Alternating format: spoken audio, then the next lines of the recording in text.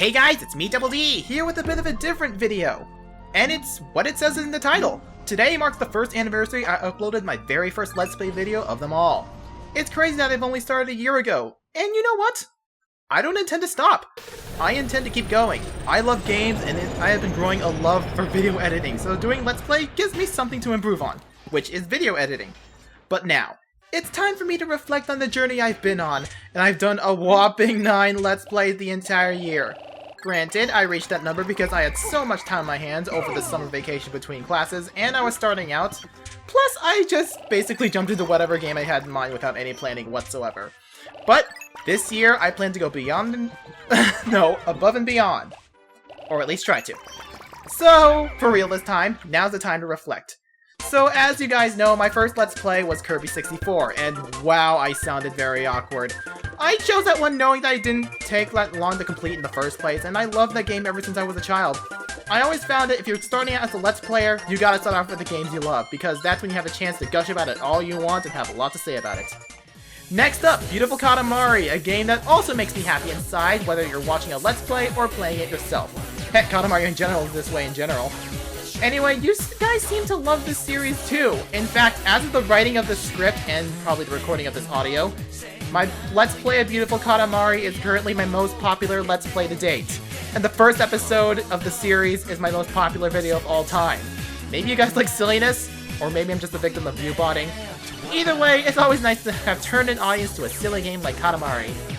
Let's Play number 3 is Pikmin, and everything I said about the game and how much I love it is in the Let's Play itself. Yeah, I hate to shove it to the side, but I'd be repeating everything I love about that game. It was the first time I did that alongside another Let's Play, which was the Wii remake of Klonoa Doors of Phantomile. Now that is a series I could personally call my favorite. It's currently tied as my personal favorite series, along with some other one that we'll get into later. This Let's Play pretty much was the start of everything that I want to do going forward with my Let's Plays. Great, what? No, great, it took me like 4 Let's Plays to go that direction. Anyway, Klonoa pushed me into introducing people to games that may not have played, because as you know, Klonoa was a bit obscure, and it still is. Or probably to encourage people to play games they have played before, but with a new perspective. Which I hopefully have done with my Klonoa Let's Play, and if I did, yay! Super Mario RP was... no! Super Mario RPG was also the start of me trying to experiment on a lot of things, which in that case, it was try to do a variety of different voices for all the characters in this game! Who knows, man, I might be a good voice actor, or probably just made someone cringe based on my bad voice acting. Who knows? Yoshi's Woolly World was the start of doing extensive research about the game, if me going 100% of all the stamp patches, Wonder Wool and Smiley Flowers was any indication. Basically, I just went on well, relatively complete-a-thon, but who's counting? But seriously, my first playthrough was just a casual playthrough, so it's also kind of fulfilling when I went for it with the intent of 100%. Or at least try to, because as you know, those flowers are jerks. Well, no, the hearts are jerks, sorry. And who knows, I may try to do it with every game from this point forward. And now we move on to the Let's Play that pushed me to improve myself on my videos, and that's Bayonetta. I already shared that it's now one of my favorite games of all time, and being able to work with a game that I love so much pretty much invigorated me. And I felt as if the more passion you put into a project like my Bayonetta Let's Play, the better the final product it's going to be for me and the viewers. Me for pushing myself to improve, and for the viewers for having a good video to watch. By the way, I said Klonoa is tied for my favorite project. This is the tie. Yep. It really shows how much I improved for my last 2 Let's Plays of the year, or at least my up to this anniversary, which was Earthbound and Pikmin 2. In a lot of cases, you could pretty much tell how confident I have grown since I started with Kirby 64. No more was I with this awkward-sounding person who was afraid of my voice. I probably still am, but who's counting? But during those 2 Let's Plays, I started to show my increasing comfort in hearing my own voice and my growing confidence in myself as a person. Granted, I admit to still being a bit shy and not very confident, but those 2 Let's Plays showed how much doing these videos in general has pushed me to improve myself as a person. These Let's Plays was a great push into improving myself, and I think it's starting to show with the latest ones. Now onto the special thanks. First and foremost is a thanks to you guys, the audience.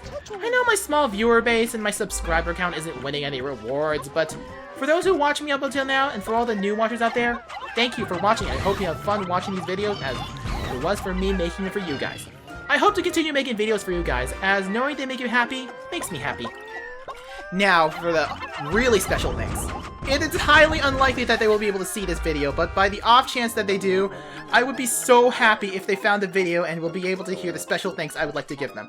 I would like to give an especially special thanks to 3 other Let's Players. All 3 of them turned me into the games I never thought I would have enjoyed, or could give me a new perspective of a game I loved and played, or changed my mind about. These 3 are my inspirations and the reason I'm Let's Playing at all. These people are Chuggaaconroy, Misayanella, and Lucahjin. If it weren't for you 3, I never would have found the games I enjoy now. Misayanella was the one who got me into Katamari Damacy in the first place and provided a lot of insight on my favorite game of all time, Tales of Symphonia, which is Misay's current Let's Play as of this video. Even after playing that game 11 times, her video has shown me a lot of things I certainly didn't know about. Every part she went over felt like a new discovery for me, which allowed me to love the game even more.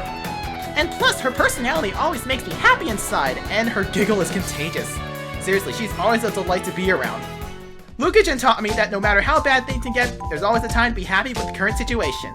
And it really says something when I suddenly have the urge to play shovelware type games and have fun with it, because that's what games are all about.